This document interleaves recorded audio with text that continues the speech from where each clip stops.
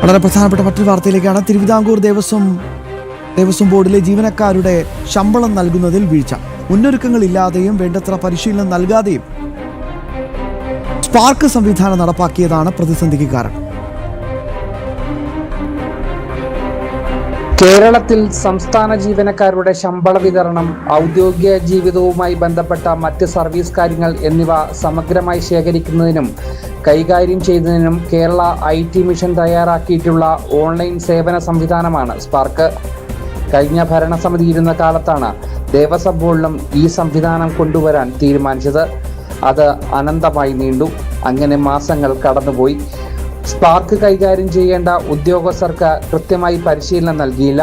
മുന്നൊരുക്ക പ്രവർത്തനങ്ങളിലും വീഴ്ചയുണ്ടായി.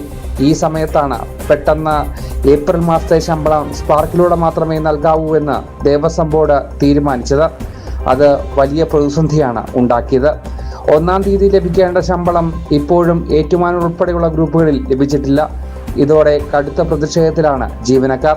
എത്രയും വേഗം പ്രശ്നങ്ങൾ പരിഹരിക്കുമെന്ന് ദേവസ്വം ബോർഡ് പറയുമ്പോഴും ശമ്പളം എന്ന് വരുമെന്ന് ഉറപ്പില്ല.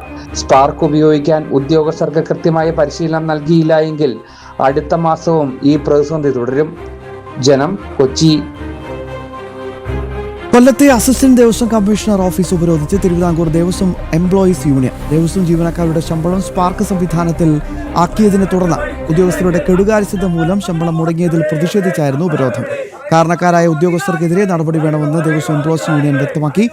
ഉപരോധ സമരം യൂണിയൻ സംസ്ഥാന ജനറൽ സെക്രട്ടറി S. ലാലു ഉദ്ഘാടനം ചെയ്തു. സംസ്ഥാന വർക്കിംഗ് പ്രസിഡന്റ് അനിൽകുമാർ അധ്യക്ഷത വഹിച്ചു.